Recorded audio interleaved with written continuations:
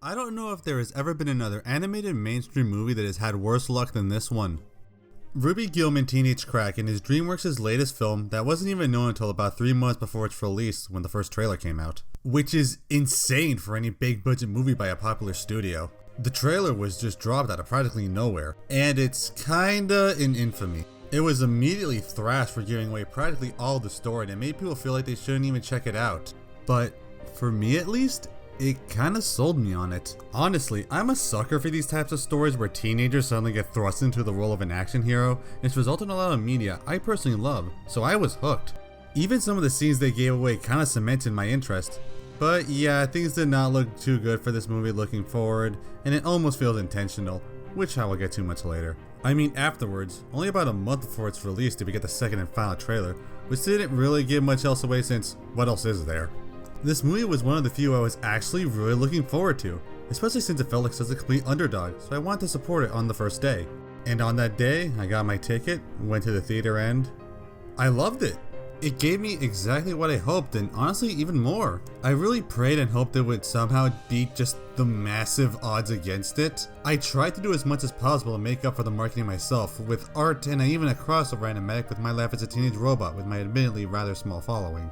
And while it did get some buzz and attention, especially from fans, it wasn't enough to make any real difference. I mean, after all, its reception was mixed at best, and while I personally know a bunch of people who liked and even loved the movie, plenty also has found it mediocre or bad. They call it uninspired and predictable, cliched, and other things.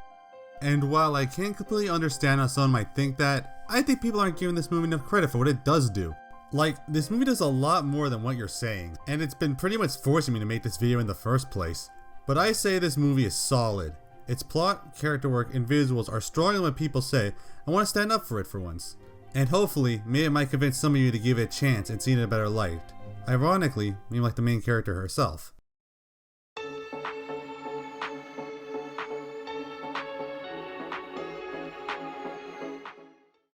Let me just briefly summarize for those who haven't seen or heard the movie, which is depressingly more common than I'd wish. Also, yeah, I will go into detail about most aspects of the story and characters, but I will leave bigger spoilers for our later segments. Ruby Gillman is a 15-year-old Kraken living amongst humans in the seaside town of Oceanside. She lives with her loving Kraken family who have managed to make the entire community, with one exception, think that they're normal. Though her mom has one rule: to never go near the ocean. Ruby has her own little friend group and wants to try nothing more than to ask her crush/study buddy Connor to the prom. But when it goes wrong, she's forced to go into the ocean, accidentally activating a strange power inside her, quickly turning her into a 50-foot mega kraken that terrifies the town. Once she turns to normal, Ruby has to learn more about her strange abilities despite her mother's refusal to explain, and looks for answers herself, and eventually finds herself to the Kraken City. There she finds out she's a princess and inherits the special ability to turn to a giant kraken, which unlike the folk stories, are protectors of the ocean from a plethora of oceanic beasts. Primarily, mermaids and Queen Nerissa, who had tried to conquer the world with their trickery before in a massive war before Ruby was even born, with massive casualties on both sides. Her grandma the Queen wants Ruby to take over as protector of the world, but Ruby clearly isn't up for it. Ruby doesn't know what to do now. Unable to resume a normal teenage life, humans wanting her dead, and not wanting the destiny thrusted upon her, not even knowing who she really is anymore. She quickly befriends the new popular girl, who is also a mermaid, who helps them understand the Kraken form much better. The two try and help each other out and get to know each other, and maybe might restart the mermaid war. Now, I'm just gonna say, I love this concept so much. Krakens have always, and I mean always, been depicted as the go-to monsters for any oceanic setting. Barely any of them are shown with any sort of sapience or goodness. I really can't think of anything that has them as an unambiguous hero. So to turn this overly used sea monster into a race of heroic monsters with a history is such a great concept to me. It also invites us a unique new aesthetic that I feel this movie pulled off great. And also, using mermaids, who are usually the go-to aquatic heroes, as tricky villains is a neat touch as well for the subversion.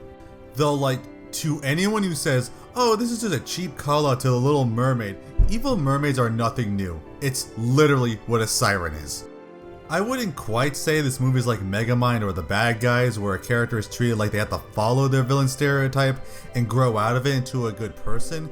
I'd say it's more like Shrek, where a character has to break out of the monster stereotypes society gives them, but I really wouldn't call them that similar. Also, you might wonder, well, if they're the heroes, why are they perceived as monsters? But like, the movie pretty much showed it.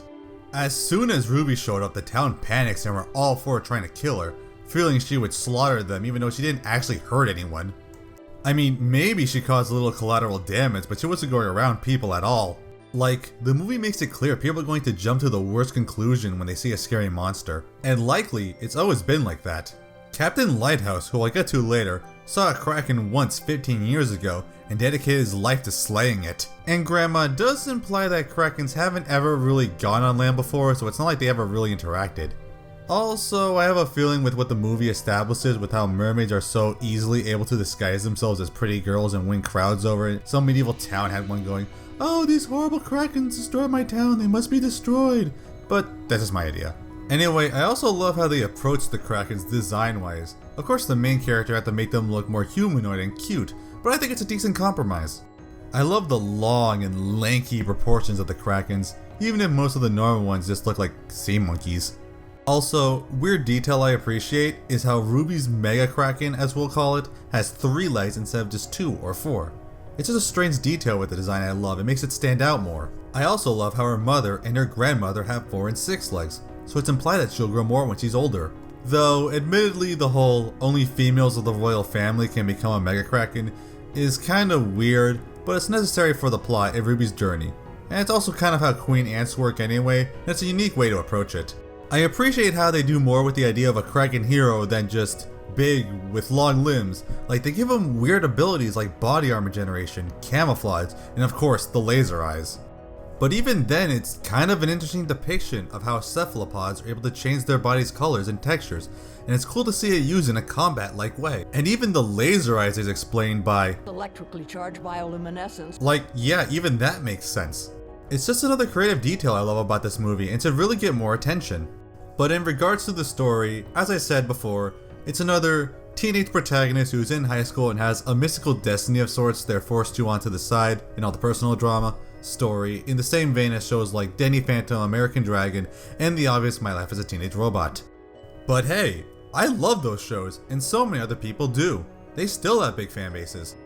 And unfortunately, you don't really see stories like this anymore TV-wise, and it's really sad. So this movie feels nice to see another story like this, but you also never see it in movie form. I mean, I guess there's Turning Red, which yeah, this movie does have a lot of similarities to, especially in the beginning, but I wouldn't argue this is one of them.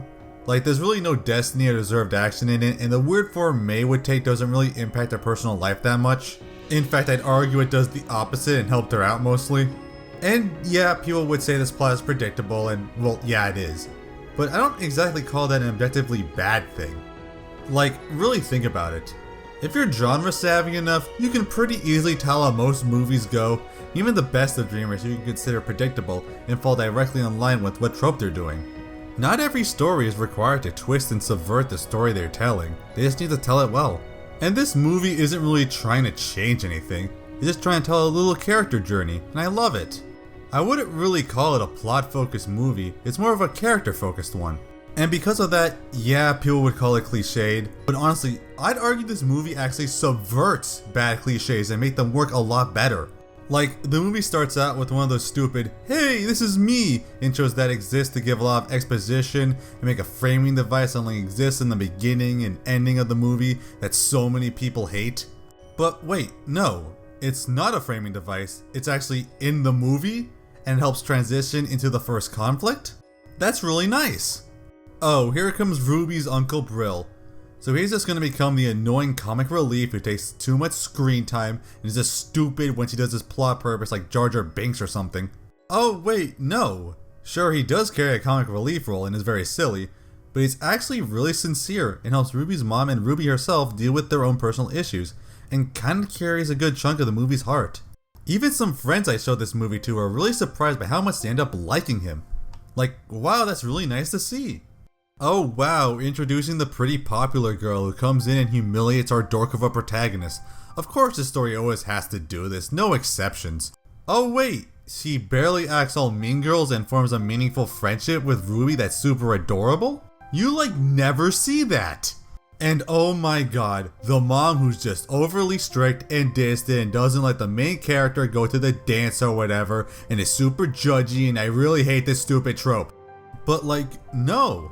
Agatha, for one, is very loving and supportive, and it's one of my favorite moments in the movie where she helps Ruby when she's panicking in her Mega Kraken form. And everything Agatha does, she does for a good reason. In fact, the movie shows she had every right to do what she did, and she was really just looking out for her family the entire time. Conflicts don't arise just because someone's being unreasonable. Everything feels deserved. I can't tell you how much I love that they did this.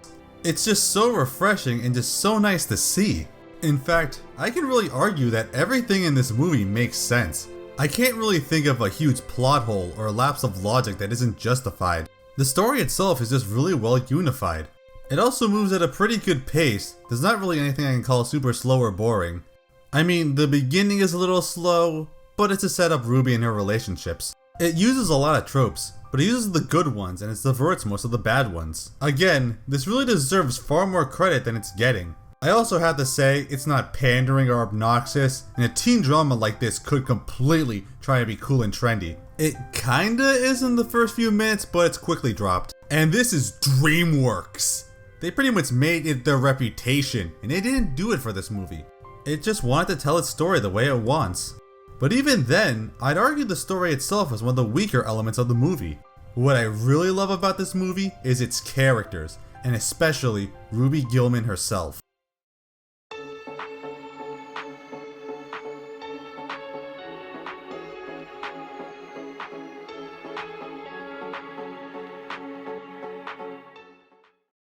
Ruby Gillman is my favorite protagonist in all of Dreamworks.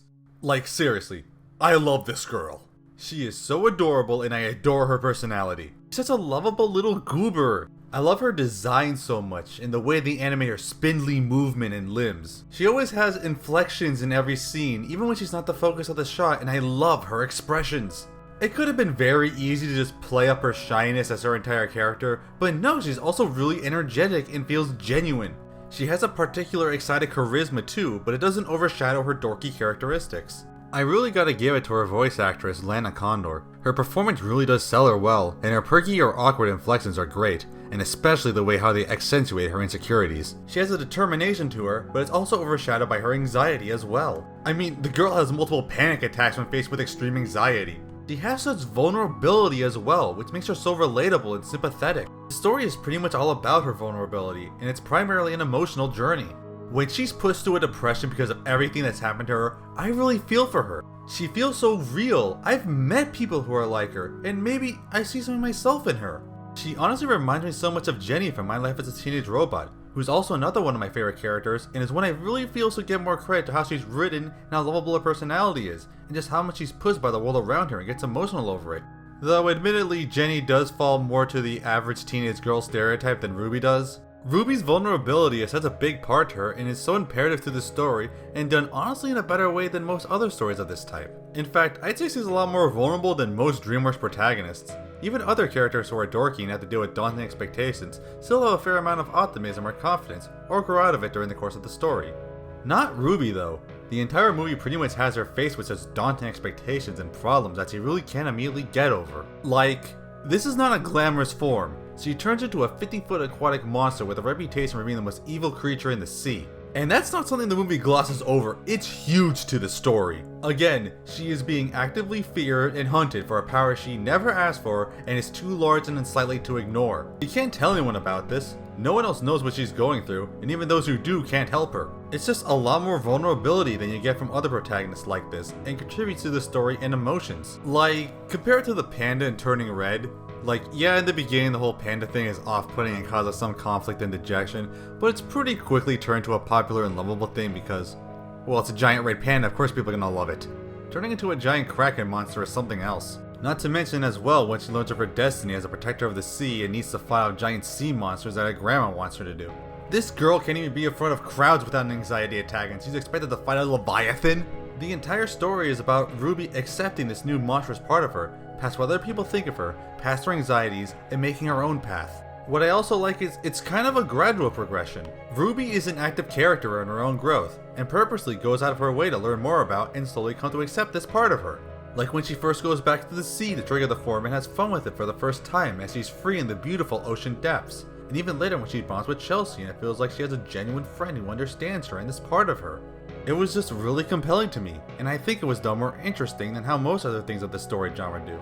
Though an important thing I must say is that, again, this movie's plot is Ruby accepting her role. Some people say that the movie doesn't do much with the concept of the Kraken hero, and yeah, admittedly there's not too much done with the actual lore of the movie, nor some of the monsters it sets up. Some people say she should have fought monsters and be a hero all through the movie, but to that I say, seriously? It would literally break the entire movie. Ruby's journey just can't develop or come to an end like that. If she becomes a hero and fights monsters through most of the movie, then you have basically no growth or story. You would already reach the end of the arc before it even finishes. Maybe that stuff can happen in a continuation once the arc is done with, but this movie is about Ruby's character growth to accepting that power than it is just being about it. And because of it, it would be pointless to go more into the world and lore if it wasn't allowed to be paid off in the story. Like, the first Kung Fu Panda movie, imagine if Po fought a ton of other bad guys and earned his role as a great warrior before he finally faces Tai Lung and earns the Dragon Warrior title. It would completely kill this movie's plot and character growth, and even then Po gladly accepted his role in the beginning if he thought he would be trained to reach it. This is a similar thing. It's really more of a personal growth story, and I really liked how they did it. I think the movie did perfectly fine with how much of the lore they give, especially as it serves to give Ruby the daunting expectations she's expected to go through and properly makes her concerned. She's a modern teenage girl who didn't know about this a day ago. Even if the movie doesn't go too much into it, it still properly serves its role in the plot and character growth and as the backdrop for the conflict. But when Ruby does properly grow more into her role and accepts her weird power, it feels super gratifying.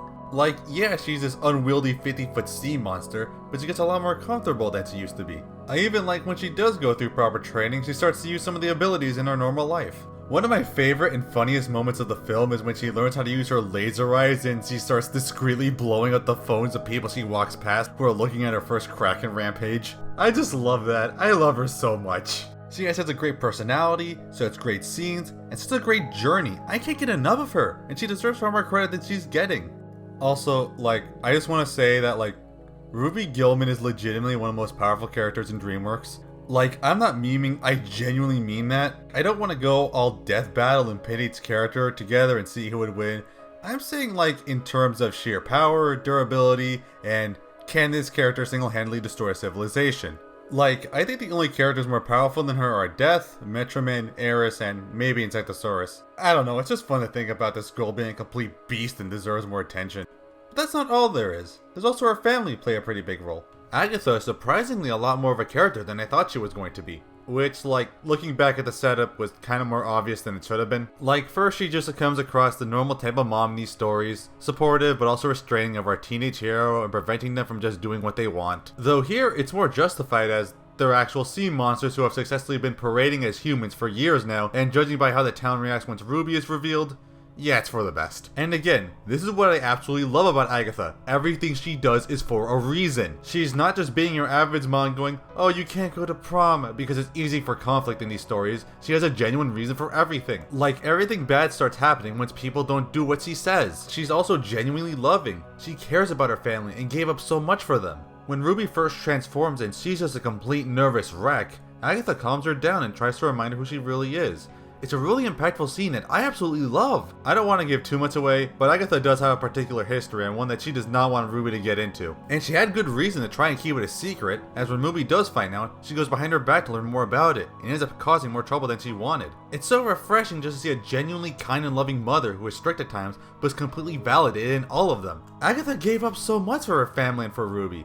She even has self-doubt about herself and what she's doing much more than most other mothers in this situation. Her and Ruby have conflicts with each other, but both are completely justified. It's surprisingly a big part of the story, and to me really works. Agatha is such an interesting character, and does far more than any story about teenage growth has done. Honestly, she's underrated. She's a legitimately great and compelling character. I adore what this movie does with them. The rest of the family are pretty fun too, though they aren't as important. I love her dad too, and just how wholesome he is in his interaction with his wife and Ruby. She does have her little brother, which of course they quarrel with, but I like how they didn't write him as just obnoxious, which could have been super easy. He's just a rambunctious little kid, and has a lot of great interaction interactions with other characters. Even their pet Nessie I appreciate, and just how weird the design is. I mean, they could have just done some lazy fish dog design and make it traditionally cute, but they made it this weird axolotl creature. Actually, Nessie is used more in the plot than you think. Like, again, this movie gives the family dog some plot importance, and that's kind of amazing. Also, I should mention Uncle Brill again, who joins the cast pretty soon to connect them back to the Ocean Krakens. And yeah, he plays the usual goofy uncle with a lot of physical comedy, but again, he does have plenty of emotional moments and plot relevance, which is super refreshing and a pretty good use of the character. Even the comic relief is really important to the story and character progression, and not just used for gags. It's even kind of implied that he was often neglected by his mom because he wasn't a mega Kraken like Agatha and Ruby,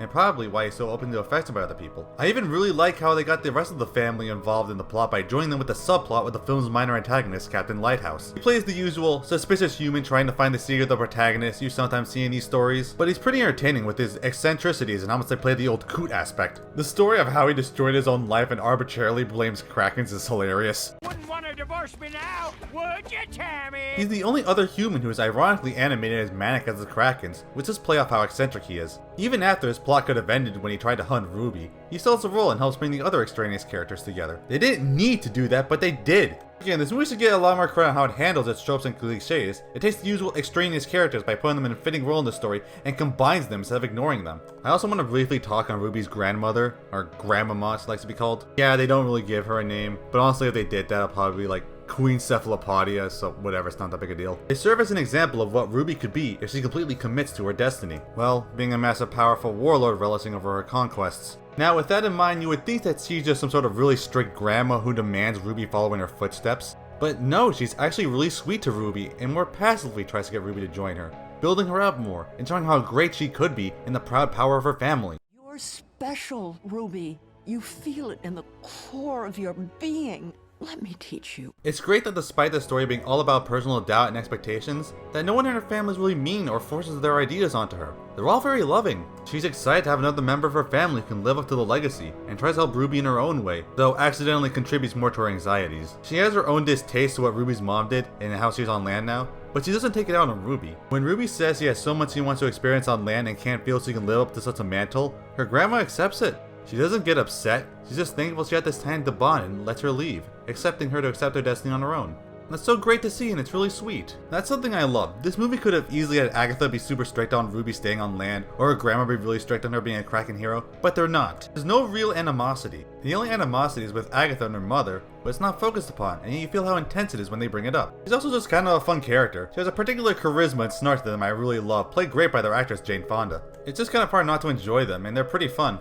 Admittedly though, the few characters who did kind of get the shouts were Ruby's human friends, Margot, Bliss, Trevin, and well Connor too to be honest. I mean the movie does kind of have a large cast, so it makes sense some characters get thrown to the wayside. Though like the movie doesn't focus on them, and they're not as important to the story as say, the friends in Turning Red were. They mostly just appear in the beginning and some parts in the story, and they primarily serve as a way to connect Ruby to the human and high school part of their lives. Though there is a deleted scene where they help out Ruby to save some sea animals from a marketplace and show how much they care about her. But it was kind of unnecessary and confusing. They still helped to kick out the plot in the beginning and add more of Ruby's distancing of her normal life when she learns of her Kraken destiny. After all, they'll never get it and she can't tell them, leading to a lot of tension between them. They even make a point by highlighting how much later Ruby isn't invested in her high school and friends later on. But hey, at least they get a few funny moments in between and work well enough, I guess. What it truly is! Can't help but root for that guy. Well, let's be honest here. Do you really want more high school drama in this story? I cannot stand high school drama unless it's being supplemented by the paranormal stuff in this type of story, so I'm kinda glad they didn't do it. Also, it kinda works well enough as Ruby's crest, and the contrast of the usual cool skater boy with the math dork is pretty adorable even if it's overused. I also love how it's kind of a mutual crush too. I mean, how can you not love this girl? So it doesn't really go the one-sided crush so many of these stories do with the will they won't they tension. It's just kind of a cute little thing. I can't bring myself to hate what's cute. It's not too great, but it's fine, it works, and I think it's best for the story. Though yeah, I have been neglecting the last character. That's because she really needs her own segment.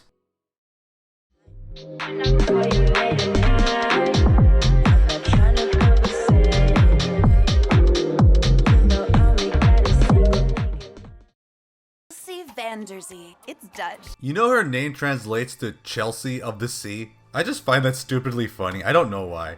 But anyway, yeah, I can't talk about this without going into spoilers, so skip to the visual segment if you haven't seen the movie. And you really should if you've been hearing anything I've been saying.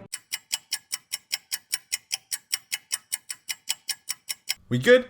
Okay then. Yeah, she was evil the whole time, but I would not call her a twist villain, at least not in the usual sense. We all know the twist villain stick. Like, it used to be around all the time with just some side character who has like me 5 to 10 minutes of screen time, who's all nice until like 20 minutes into the end of the movie, and slowly 180s and reveals they were evil the whole time, and change their personalities entirely until they're defeated. People hate these for a lot of reasons. It's overused, unsatisfying, and it's uninteresting. And of course people are like, oh, Chelsea's such an obvious twist villain. But like, the movie didn't pretend they weren't, or at least not in the usual way. Like, literally from her introduction, you immediately don't trust her and don't like her. You already have a lot of suspicion on her. And even later, we learn about the lore of mermaids being evil before we even find out Chelsea's one of them. Anyone can easily connect the dots. Don't think you're clever for picking up what the movie was spelling out to you.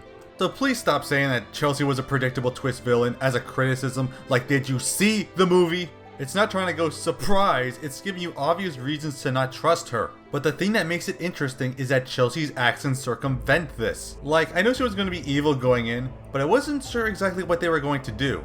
They already introduced Nerissa as the main antagonist, so I didn't know if Chelsea was going to be a complete red herring, if she's a pawn of a bigger scheme, or this was all her plan. Like, I was actually engaged despite the obvious spoiler, and the twist did take me a bit by surprise. But Chelsea as a character is likable. She is super charismatic, like infectiously so, and despite what she seems, she does not go all mean girls on Ruby. She actually tries to be her friend. She saves Ruby's life and actively goes out of her way to try and help Ruby through her emotional issues. She even talks about her own issues. Like, she's actually really compelling in her own right. Really listen to her and not get invested in her perspective. I ran away.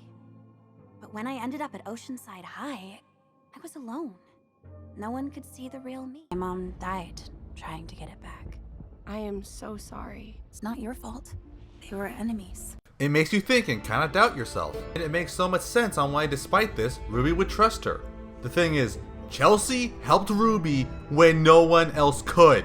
Her mom refuses to help her with her Kraken form, her grandma wants her to be another warlord, her other family members have no way of helping her, and her friends at school and every other person in Oceanside would hunt her if they found out who she really was. She was completely stuck. She was about to have a complete nervous breakdown. But Chelsea was the only other person Ruby could relate to. Chelsea was the only person who tried to teach her how to have fun with herself, to be happy with herself, to have someone who might know what they're going through with absolutely no judgment. Some people say Chelsea and Ruby's bonding moments are the best part of the movie, and I can completely see why. These two are adorable and these moments are so sweet and fun and visually great. It makes perfect sense on why Ruby would appreciate and trust Chelsea after all that. She even gives her a perspective of the Mermaid Wars, how they were the victims, now scattered and in hiding, and how her mother was killed by it. Her only other perspective was her warlord mother, who of course wants her to follow in her footsteps, so this middling of perspectives would make her consider. Again, can Ruby really trust her grandma's perspective? It's not unbiased, and she really seems intense. Even if their plan to find the Trident of Oceanus is a little contrived and an obvious scheme,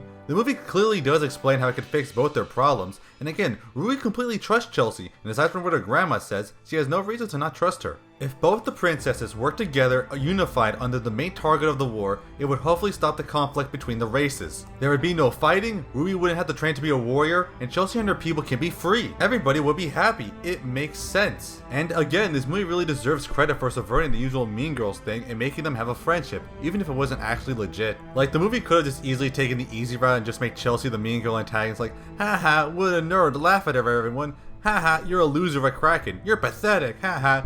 Haha, you can't stop me because you're not popular at school and boys don't like you, haha. But they decided to do something new with it, even if they were still a villain at the end. It's at least a much more interesting way to tackle a twist villain and how nearly every other movie does it. Also, good lord, she's not just an Ariel parody. Like, it's really just superficial. Again, if they wanted to make an obvious jab at Ariel, they could have taken the easiest route and just make her a mean girl jerk who gets what's coming to her. But no, they make her very likable and charismatic. I'd argue Shrek 2 did a much meaner jab at the Little Mermaid since they freaking killed Ariel there. She's a villain, but she's a likable villain. And for the love of God, stop saying they made this movie just to jab at the Little Mermaid remake. Like, do you really think they made this movie, movies that take years and millions of dollars to make a spiteful jab towards another yearly live-action remake that they churn out? Like that they would just perfectly intersect during development like this? Like, if you honestly think that, seriously, learn how movie production is made and grow up. Seriously, I saw so much hate for this stupid thing when the movie was coming out. I can't believe some people. I can't believe this take exists, good lord.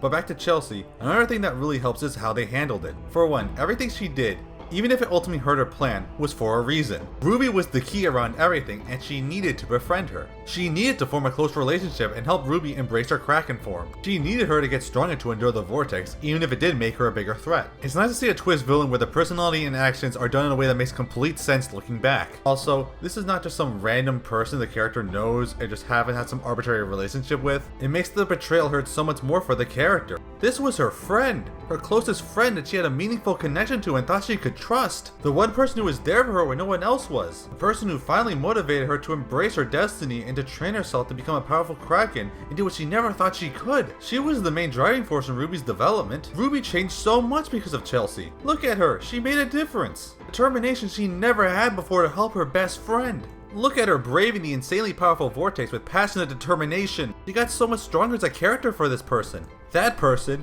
just stabbed them in the back and is going to destroy everything she loves. And she betrayed her mother's trust, who was doing everything she could to protect her from this. Let me talk about this scene. Everyone has a deserving perspective. Ruby feels this was the only way to avoid her destiny, to help someone who she has a deep connection to, and to be a hero in her own way. To her, this would solve everything. But Agatha has sacrificed everything to prevent this. She fled the ocean to protect her family from danger. She hid the trident so it can never be used to harm anyone, and she tried to prevent Ruby from finding out about herself to protect her from the threats of her past life. But Ruby can't trust her mom after hiding so much and preventing her from finding out about her true family, purpose, powers, and character growth she now accepts. It's a deserved confrontation, and everyone is right in their own way. It's not just a cliched third act breakup, it's deserved for both the characters. No one's being unreasonable. Because Ruby just betrayed her own mom and didn't listen to what she had to say, it makes the next part so brutal. She didn't just disappoint herself, she disappointed her family and those who wanted the best for her. And it's not that Ruby didn't know this couldn't happen, but she felt such trust from Chelsea she figured it was just a lie. It does lead to the hero falls into a depression and needs a nudge to move on,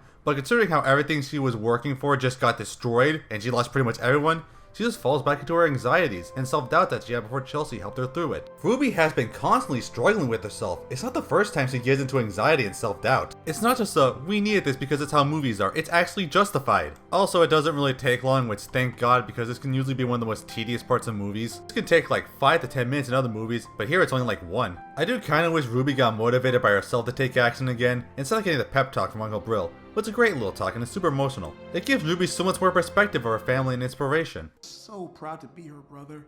She was powerful, confident, and everyone loved her. And I could never understand why she chose to leave the ocean. I saw the awesome life she created on land. Your mom chose her own path. She chose you.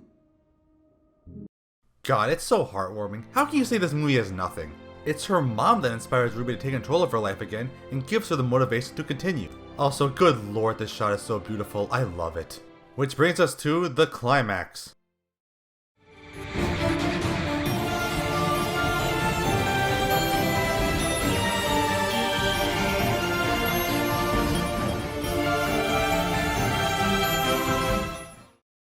Of course this was gonna happen. I mean, this girl turns into a kaiju with laser eyes. Of course we're gonna have a giant fight. It's actually what kinda got me hooked on the trailer. I mean, how many other kids movies have a kaiju fight with the main character? Okay, no one saw that. Like, I like Turning Red and the climax was great. It made the best part of the movie, but like, this climax had absolutely no reason to exist aside from we needed it. There's no justification in story. This was built up through the movie, and it's pretty much the entire premise in Ruby's character arc. And we don't just get Ruby, we got Agatha and Grandma here too. In fact, everyone's a part of this climax and no one's left out. I really like movies that get everyone involved at the end. The rest of the family is helping out Captain Lighthouse and showing him, hey dudes, we're Krakens and we need your help, and giving him a character arc. The other kids on the prom boat are watching Ruby too, and adding more personal stakes as well. Like she has to stop Chelsea, save her family, and make sure her entire school doesn't die. The Ruby at the beginning of the movie could not do this. The Ruby who was too terrified to even ask her crush out. Now Ruby's journey has built her confidence so much that she's going on pure determination. She's confident, angry, and brave, and it's so gratifying. One thing I really gotta say is how big the movie felt on a movie screen.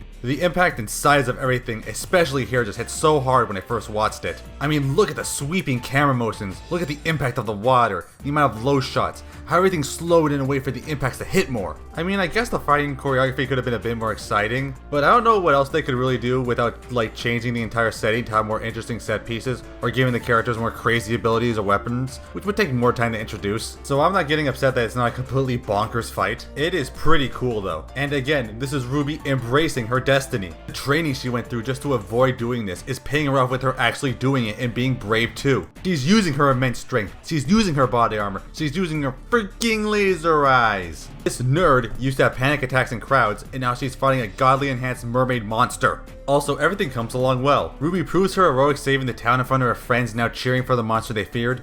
Lighthouse gets their perspective changed, and Ruby gets to prove herself as the hero she is. Also, just because I have a feeling people are going to complain about how Agatha and Grandma were doing so bad against Nerissa when they were able to defeat them 15 years ago. Agatha hasn't had any combat training in over 15 years, and her grandma is at least like 60, as Nerissa boasts that she's getting way too old for this. But I also like how the solution is justified story-wise. A movie like this has to make some new way to defeat the villain instead of just brute forcing it. They hid away the trident instead of destroying it because they literally couldn't, it was too strong. Ruby says they need to focus their laser eyes on the trident to get enough power to destroy it. And I like how we can see Ruby come to that conclusion since he saw it actually got slightly damaged when their beams hit it. And even her love of math pays off in this way. And yeah, it makes sense because Ruby literally wasn't born when they first tried it, so it's a solution that can only happen now. Also, just the image of the 3 characters and 3 generations working together as one to fight the common enemy of their lives. Characters have such different feelings on their roles. It's just so cool, man. I'm sorry. Like, the entire family is all joined here. It's just so satisfying. I like how Nerissa is pretty much allowed to go full alpha bitch here to make it much more entertaining than your normal twist villain. Also, since this can't go into the visual section, I love the choice of making her skin dark shadowy red with bright blue bioluminescent spots. And her seafoam flowing hair looks great. It's great how they use it as a light source to contrast her dark body so she's always visible. But also, think about how Nerissa was responsible for everything in this movie. Nerissa waged the war against the Krakens, implied to have killed most of Ruby's family, and after their defeat, forced Agatha to move her family to the surface to keep them safe, and caused a split between her and her mom, and forced Ruby to grow up without knowing who she really is. And apparently she's been hunting for them for 15 years, since as soon as Ruby let out her pulse, she tracked them down and manipulated her right back to a spot of power just to try and finish the job and kill all 3 of them. Like, wow. Really think about that. It's not Lord Shen levels of murderous vendetta against the main character and their family, but it's up there.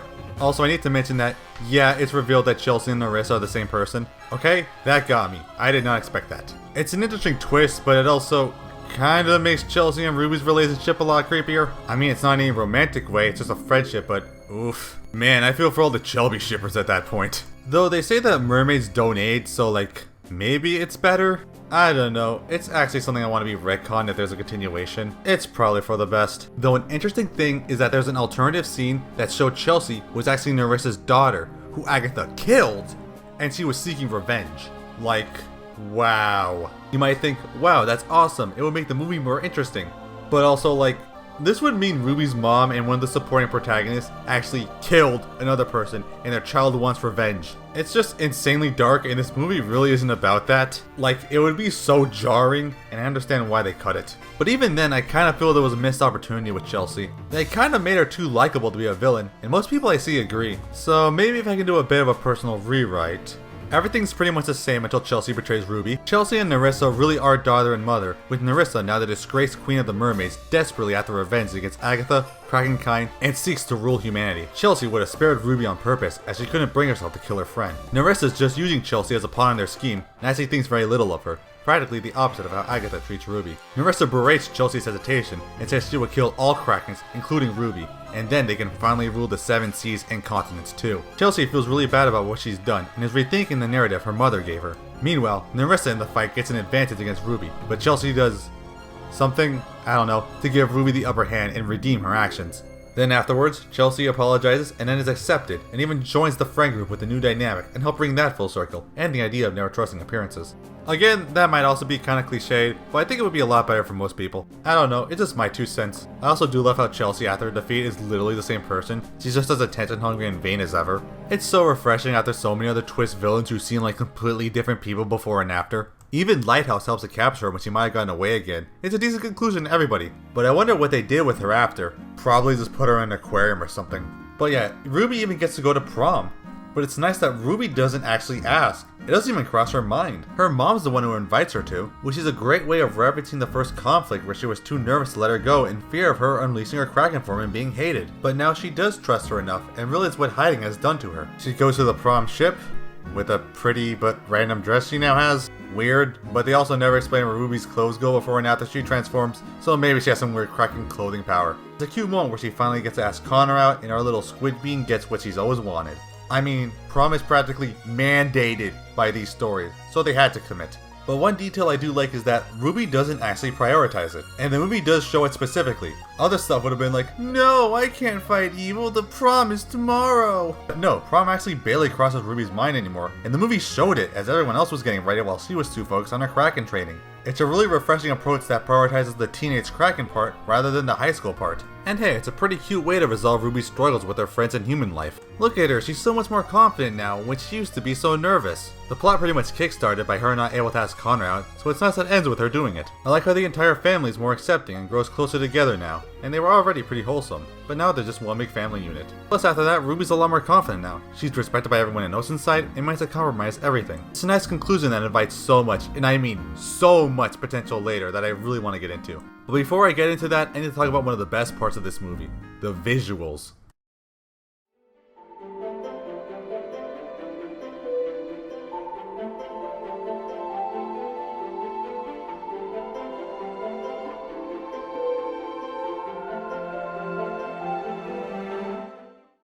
I find it ironic that animation fans barely ever seem to talk about the actual animation and art direction of a movie unless it's something like Spider-Verse. Like, okay, this movie isn't a Puss in Boots 2, but like, that animation is only rivaled by Spider-Verse, so let's not judge everything on that scale because that's insanely unfair. I think visual and design style is such an underrated part of animated movies. Maybe it's just because I'm an artist, but even in more bad to mediocre films, I have a big appreciation for art direction and designs. Like, Croods isn't really treated too highly, but I will applaud the wild imagination of the creature designs, and I feel they deserve more credit than they actually get. And even Trolls, which is not liked by a lot of people, I do give credit its felt like art direction and designs are very nice to look at and should be appreciated more. This movie's art style is more unique than the usual Dreamworks style in animation, and especially how it handles its environments is awe-inspiring. But first, I want to talk about the character animation. I freaking adore how the Krakens are animated. They have so much squash and stretch that makes for super fun and expressive movements, and it really works to sell them as not like humans. The other humans aren't animated like that at all. They're animated like normal people, so it makes the Krakens stand out more. And well, they don't have skeletons.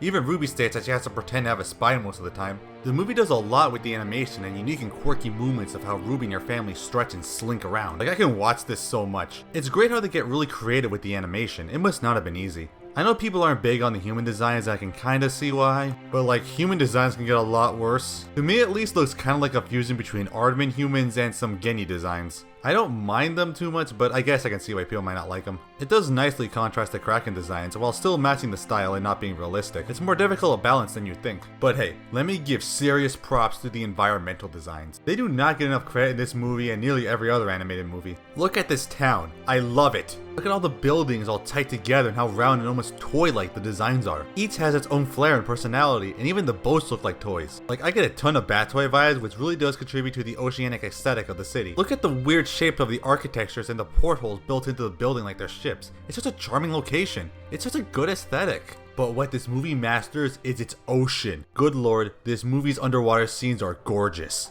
I have never seen another animated movie that makes the ocean feel so deep. And I have bad thalassophobia. I can't even look at dark water without getting insane anxiety. And this movie barely has blue water, it's mostly black. But this movie makes the ocean feel so mysterious, large, and yet welcoming. It's perfect for a movie about Krakens to represent the ocean this way. Seeing Ruby swim through the deep currents as he glows, passing through the forest of kelp, it feels so free and alluring. It's almost like a completely different world. I love how since he's bioluminescent, they don't even need a light source. You just see our magenta light pass through the ocean depths. As an artist, I struggle a lot finding lighting and contrast in some of my works. You want to make light stand out, but you also want to make everything blend. And this movie does underwater lighting so well. The amount of freedom some of these shots give are insane. The freedom and newfound experiences Ruby is feeling with this new world is brought perfectly by the mood of the visuals. He's feeling such freedom and wonder, and so are we. Like, look at these shots and the movement, they're gorgeous. This is the movie people are calling soulless. This is the movie that they're saying has nothing special in it. Like, how can you just ignore all this artistry? Save that attitude for a movie that actually deserves it. And again, how they do the size is amazing. We see how big Ruby is. She towers over the entire town. She's a freaking kaiju. And yet, underwater, she's practically dwarfed. Look at her alongside the Kraken Citadel in the Trent's Vortex. Hell, even look inside the city. They could have easily just done some usual Atlanta-style designs, but no, they made this giant, almost spiraling anemone-like building of so much light, like a watercolor painting turned into a structure. I cannot get enough of the interior designs of this building. The neon lighting and color use is so alluring. Look at how the history of the Krakens are shown. They could have done anything, but they made it look like moving neon lights, almost like geoglyphs made in Las Vegas. And the way it's just shot and framed from far away. Look at the composition of these shots, it's just so gorgeous. This movie has such great shot composition at times. It has so much color, and I love how Ruby's purple color contrasts against the green and yellow like structure that's more colored like her grandmother, which is kind of a nice visual detail showing how she's standing out from where she is believed she should be. And just look at the tunnels and how the patterns and colors change as you move through them. I'm obsessed with how this movie looks and no one talks about it. And this structure looks normal to Ruby and her grandmother, but you also see how small the normal Krakens are, and again, just reminds you how big this place is. It's probably bigger than the entire town. I love how this movie plays with size and perspectives. Look at the insane size difference between Ruby and Chelsea, and yet the movie plays it like it's normal. It's just so much. And the vortex. You could have done some normal boring vortex, just add some color lines to show the force, but look how bright it is. Look at the motion lines, it gives out such power and energy like it's exploding, and contrasts so much with the pitch black ocean depths it's around. It has so much energy, it has so much life, it's almost like it is alive. Look at how the currents split out like it's a Kraken itself and the perpetual motion it has. And this shot is so freaking good. The movie makes the ocean feel so mystical and magical, it's astounding. And no one talks about it. Like, come on. This movie has such artistry that gets overlooked just because it tells a teenage drama story. It's completely unfair. This movie has some of my favorite uses of color and lighting I've seen, and it deserves so much more. It all contributes to why I absolutely adore this movie and why it's a personal favorite of mine. Which brings me to...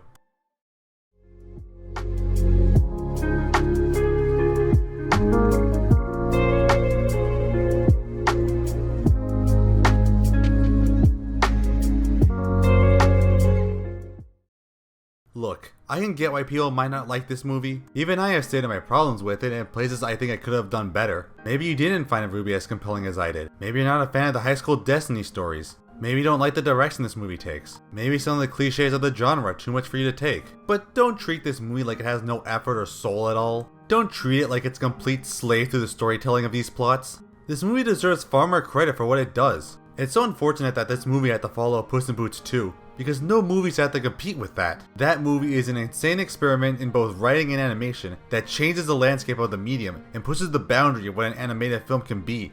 It should not be an industry standard for so many reasons, so don't even try. This movie is not a masterpiece and it's not trying to be. It wants to tell a fun and charming story of a high school girl trying to accept their strange destiny, and honestly I think it does it better than most other stories of this type.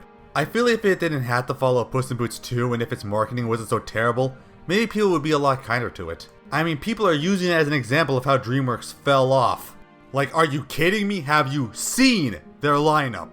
It has really great character work, it has beautiful underwater visuals. It doesn't need to subvert expectations to be a good story, it just needs to tell it in a good way.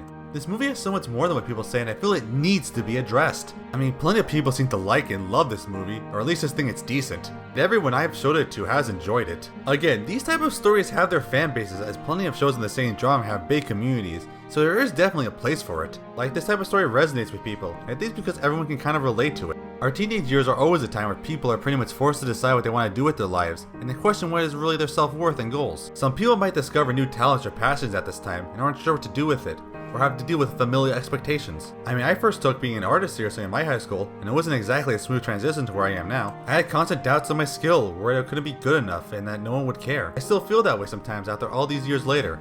But I kept working on it, and I can't imagine where I'd be without that experience. And I had a nice community of friends who helped support my talent to where I got to now. These type of stories I feel everyone can relate to, at least a little bit. And they deserve some more credit than just being treated as fun escapism. But why didn't this movie get more attention when it came out? I mean, most casual viewers thought it was at least decent. It's not like it was set up for failure. It has a demographic.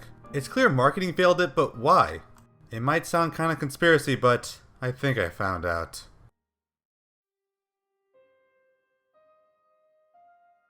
Now, I already mentioned that the movie's first trailer came out 3 months before its release and was rather bad.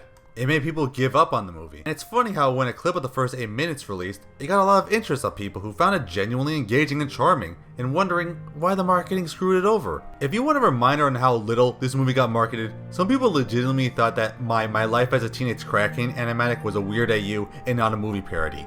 And if that doesn't tell you how badly this movie's marketing informed people of its existence, I don't know what will. People didn't even know this movie existed until it came out, or even that it did come out. It got barely any trailers, very little ad time, no promotions whatsoever, no merchandise, no nothing by the studio.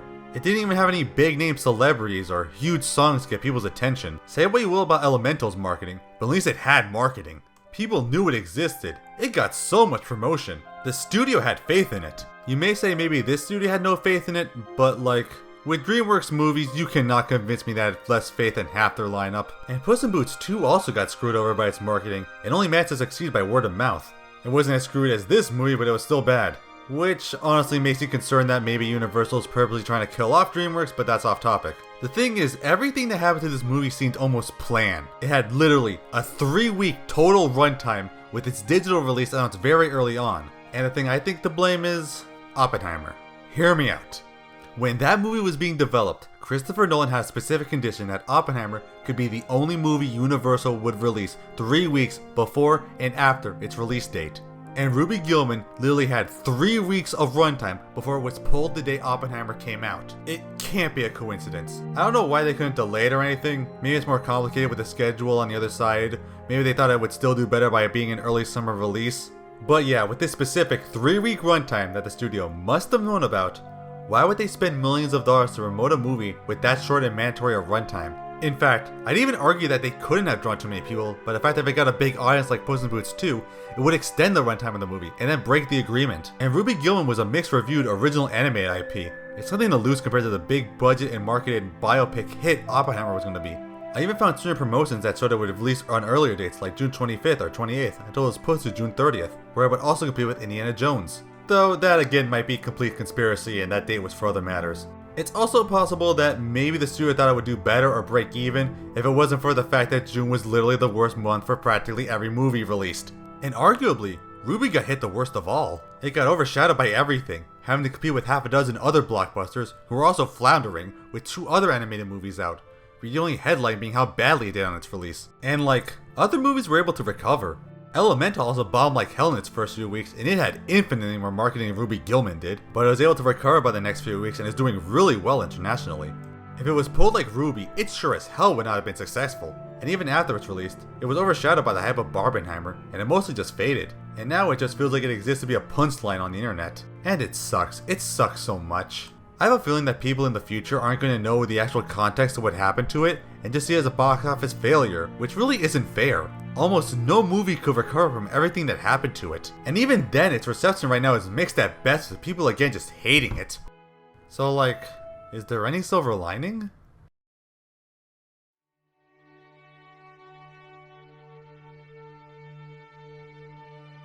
When this movie came out, I tried my very best to promote it. I made so much art for my rather minimal following, trying to express people to please see it and give it some attention it desperately needed.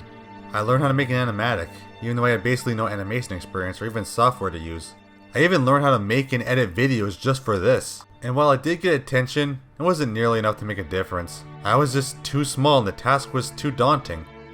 But I also got to know some people. This movie has a fan base. It might not be big, but they are dedicated. They love this movie like I love this movie. It's really nice to see this movie did reach some people, and I hope my art, as relatively little attention as it got, also did. I really hope somehow this movie gets a big and dedicated fan base like many other Dreamworks movies did, who also didn't do too well in its release but also got newfound appreciation much later. And I wish nothing more than it's somehow getting a sequel or especially a spin-off show. Dreamworks usually does this to so many other movies, even those I feel really don't deserve it. And I think there is no other movie more deserving than Ruby Gillman. Even if you don't like the movie and feel it didn't reach its potential, now that the origin story is done, an entire world is open to you. Literally, this is a writer's dream come true in a perfect scenario where you can do so much. Plenty of shows prove this can work well with My Life as a Teenage Robot and Danny Phantom. You have a literal world of material from 7 seas and hundreds of cultures. We can include Atlantis to the lost continent of Mu, and we can tell any story in there and new history and world building. The movie showed enemies of the Krakens and sea monsters around the world. What if Ruby fought Cherubitis, or against the Umibozu of Japan? What if Ruby discovers new powers of the Krakens and potential consequences of it? What if we get more of Agatha and Grandma's past and entire history of the Kraken people? What if the mermaids reformed under a new reign? What if we change the course of Chelsea's character in any direction? What if we can get the other extraneous characters and develop them in interesting ways? And even Oceanus. What if the legendary Titan wants revenge on Ruby and wages war on humanity, and Ruby's the only one capable of stopping them by mastering her true potential? There is so much you can do, it's incredible.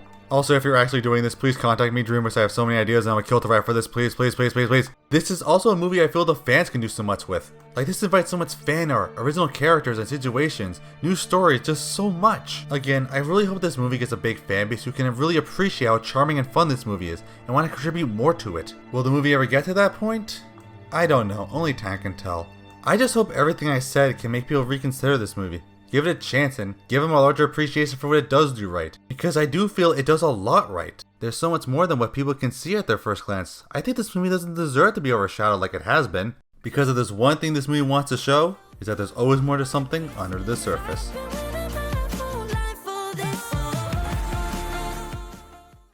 Hey, so if you like this video, please like and share it and spread it around. This is a new channel, so I need to rely on people spreading it around to get more attention.